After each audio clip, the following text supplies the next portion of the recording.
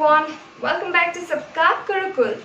तो last class हमने chapter number 10 motion and measurement of distances शुरू कर लिया है।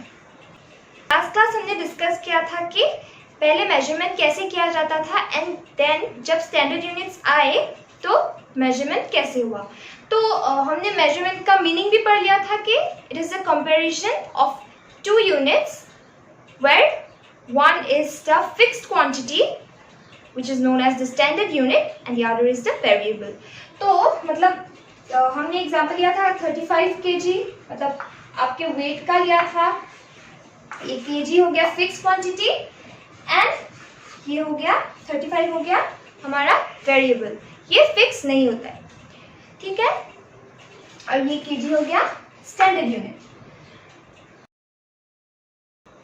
अलग अलग कंट्रीज में अलग अलग मेजरमेंट यूनिट्स होते हैं, तो बहुत कंफ्यूजन होने लगा। अलग अलग रीजन्स में अलग अलग measurement styles.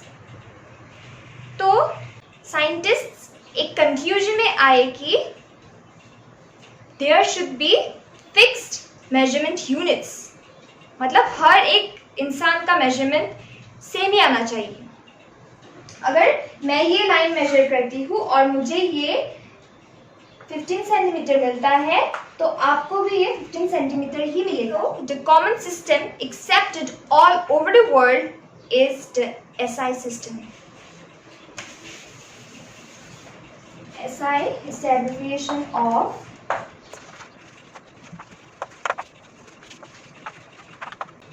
Systemic International Units. It's a French word, okay?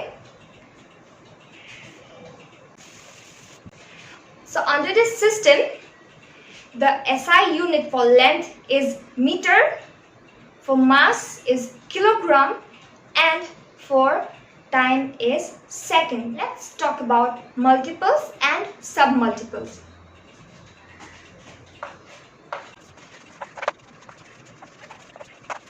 So what is multiples and submultiples? Let's take some example and discuss about it. तो suppose कोलकाता से मुंबई तक का डिस्टेंस हुआ 20 lakh meters. Is it possible to measure such a big distance using meter? It's not convenient. So there is a need for a larger unit, larger standard unit, which is kilometer, divided with 1000 to convert it into kilometer. आ गया 2000 kilometre. अब हम easily convey कर सकते हैं कि कोलकाता से मुंबई तक का डिस्टेंस अराउंड 2000 किलोमीटर्स है। ऐसे आसान हो जाते हैं। और एक एग्जांपल लेते हैं।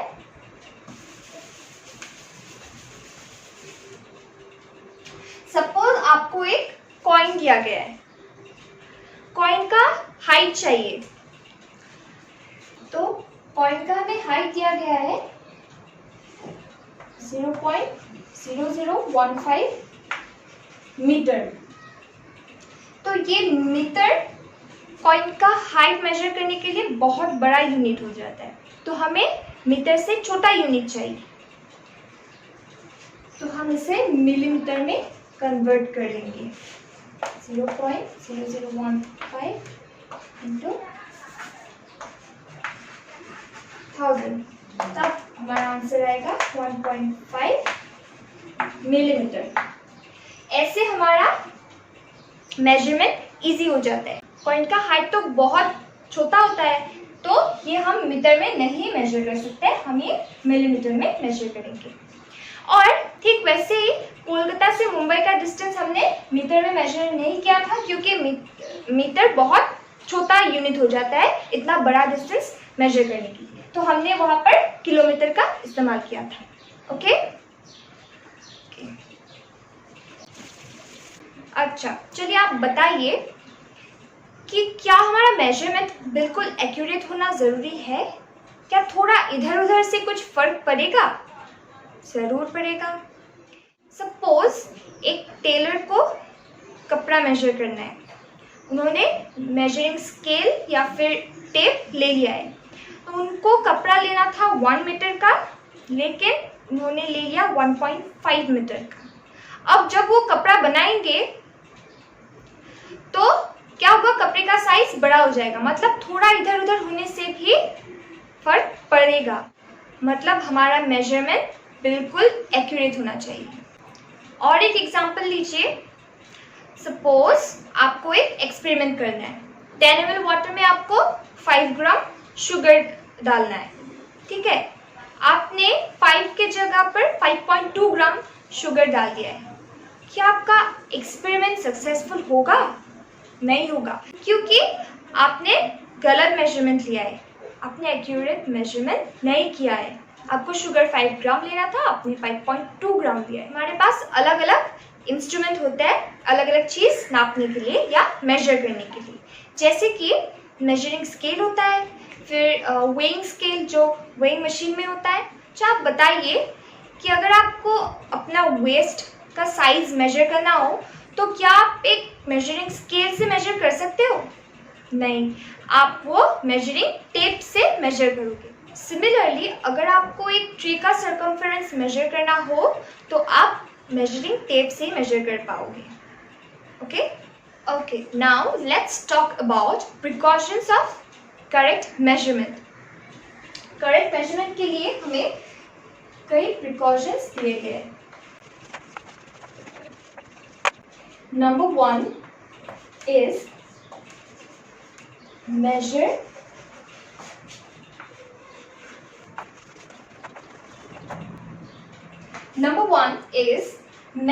along the length. अब सपोज आपको ये लाइन मेजर करना है, तो हम एक स्केल लेंगे और ठीक लाइन के नीचे स्केल को लगा देंगे। तो ये है इसका करेक्ट मेजरमेंट स्टाइल। अगर हम स्केल को ऐसा रखेंगे तो हमें इस लाइन का करेक्ट मेजरमेंट नहीं मिलेगा। मतलब हमें मेजरमेंट लाइन के इस लेंथ के अलोंग ही करना है। ये इस डायरेक्शन में जा रहा है, मतलब हमें स्केल को भी इसी डायरेक्शन में रखना होगा। यहाँ पर हम ये स्केल रख देंगे, इस एंड में हम लिखेंगे A और स्केल जहां पर खत्म होता है वहां पर हम लिखेंगे B एंड एंडिंग पॉइंट में C लिखेंगे। मतलब यहाँ तक हमें 30 सेंटीमीटर मिला है और B स्टार्टिंग पॉइंट और C एंडिंग रखने से हमें यहाँ तक 16 सेंटीमीटर। A से B तक हमें 30 सेंटीमीटर मिला था और यहाँ पर 16, तो टोटल लेंथ हमारा हो गया 30 प्लस 16 46 सेंटीमीटर। अगर इसी लाइन को हम ऐसे मेजर करेंगे तो 30 और इसके ऊपर ये हमें मेजरमेंट दे रहा है 33 सेंटीमीटर। ये तो गलत है, तो हमें सही मेजरमेंट करने के लिए जिस लाइन को मेजर करना है उसी लाइन के अलोंग हमें मेजर करना होगा, उसी डायरेक्शन में। ओके, सेकंड हमारा प्रिकॉशन है, we can use any full mark point for measurement. Suppose आपका स्केल सामने से टूट गया है, 0 के आगे आपका स्केल टूट गया है, या फिर आप ज़्यादा यूज़ करने से हमारा ये मार्किंग पॉइंट्स मिटने लगता है। सपोज आपका वैसा हो गया है, तो आप क्या करोगे? वैसे तो हम 0 से मेजरमेंट शुरू करते हैं। अगर आपका 0 के आगे का पार्ट टूटा हुआ है तो आप क्या करोगे? हमारे पास एक लाइन है, हमें ये मेजर करना है, तो हम 0 से नहीं शुरू करेंगे, 0 के नेक्स्ट फुल मार्क पॉइंट से शुरू करेंगे। आपका सपोज 1 नहीं टूटा है, आपका 1 ठीक है, तो हम 1 से शुरू करेंगे मेजरमेंट, 0 से नहीं करेंगे क्योंकि 0 हमें एक्यूरेट मेजरमेंट नहीं देगा। 0 टूटा हुआ है, तो 1 से ये मेजर करने से यहाँ तक ये 30 आ गया। तो यहाँ पर हमने एक छोड़ दिया है, 0 से 1 तक का डिस्टेंस 1 सेंटीमीटर हमने छोड़ दिया है, यहाँ पर हमें 30 मिला है, मतलब एक्चुअल हमारा मेजरमेंट कितना होगा, 30 माइनस 1 इक्वल टू 29 सेंटीमीटर, क्योंकि हमने 0 से 1 तक का डिस्टेंस रखा ही नहीं है, हमने 1 से शुरू किया, 1 2 3 4 हमने ऐसे मेजर किया है। 0 से 1 तक का डिस्टेंस 1 सेंटीमीटर होता है, और ये हमने मेजर नहीं किया है, हमारा स्केल यहाँ पर खत्म हो गया, और हमने यहाँ 1 सेंटीमीटर छोड़ दिया था, इसलिए 1 सेंटीमीटर यहाँ से डिडक्ट हो गया है। आई बात समझ में? थर्ड प्रिकॉशन है हमारा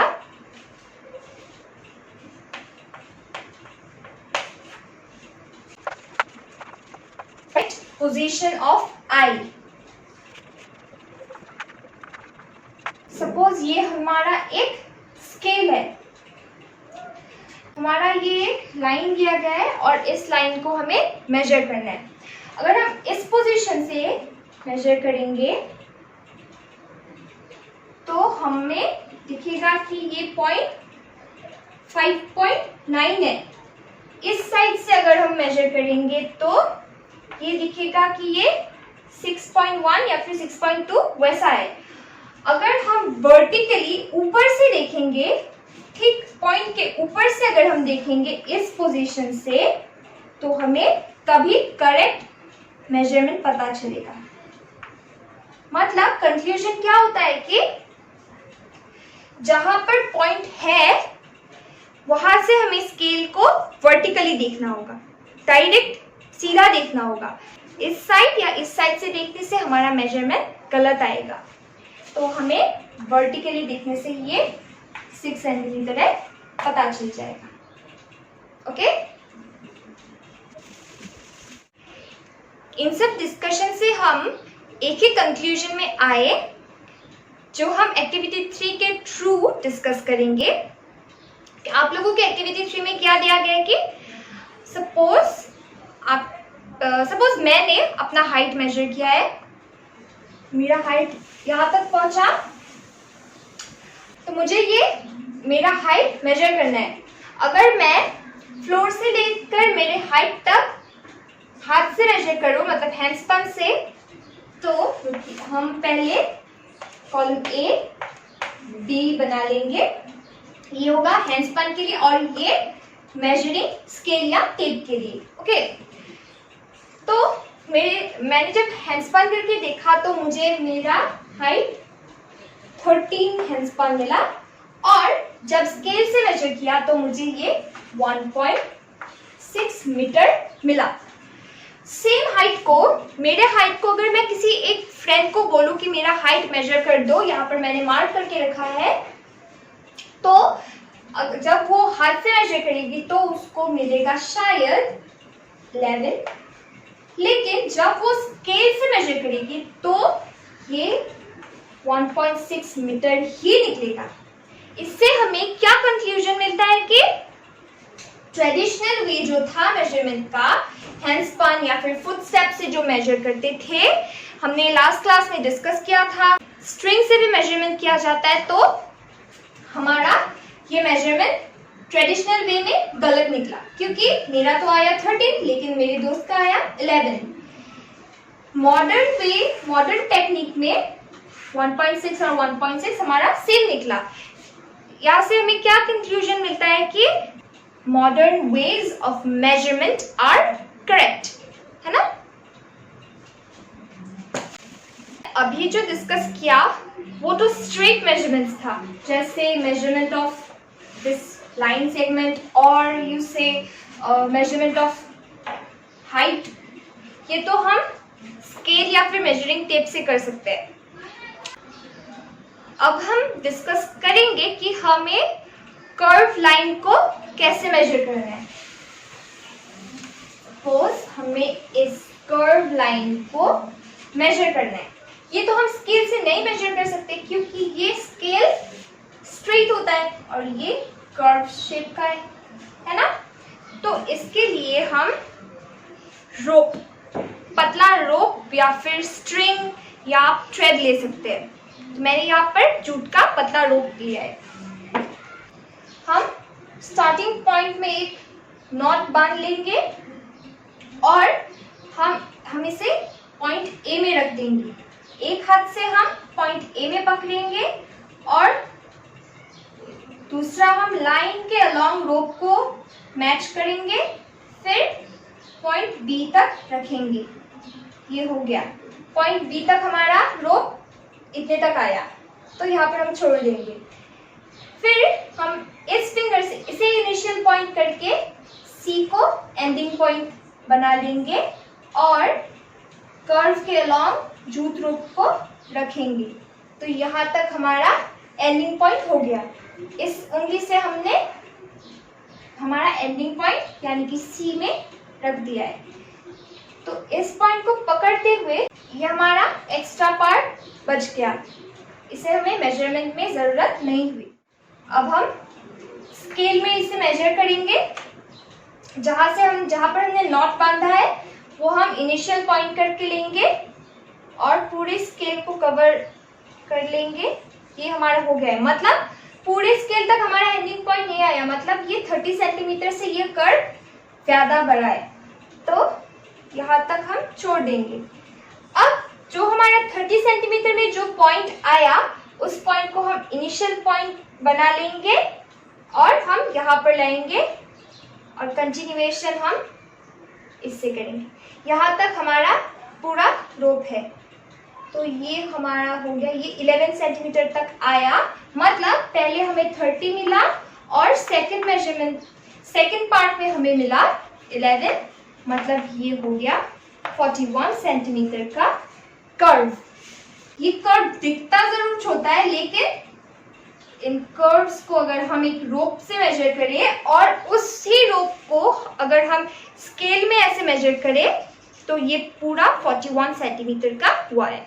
ये कर्व मैंने 41 सेंटीमीटर का बनाया है। बहुत आसान है।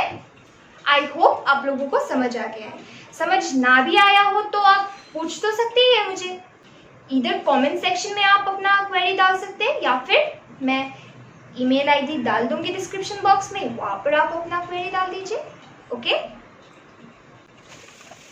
सो आज के लिए इतना ही। मिलते हैं अगले क्लास में कुछ और इंटरेस्टिंग टॉपिक्स के साथ, क्योंकि अगले क्लास में हम डिस्कस करने वाले हैं मोशन के बारे में। ये बहुत ही इंटरेस्टिंग क्लास होने वाला है, इसलिए बने रहिए मेरे साथ सबका गुरुकुल में। लेकिन जाने से पहले वीडियो को लाइक करो, अपने फ्रेंड्स के साथ शेयर करो एंड सबका गुरुकुल को सब्सक्राइब करो। Okay, good bye.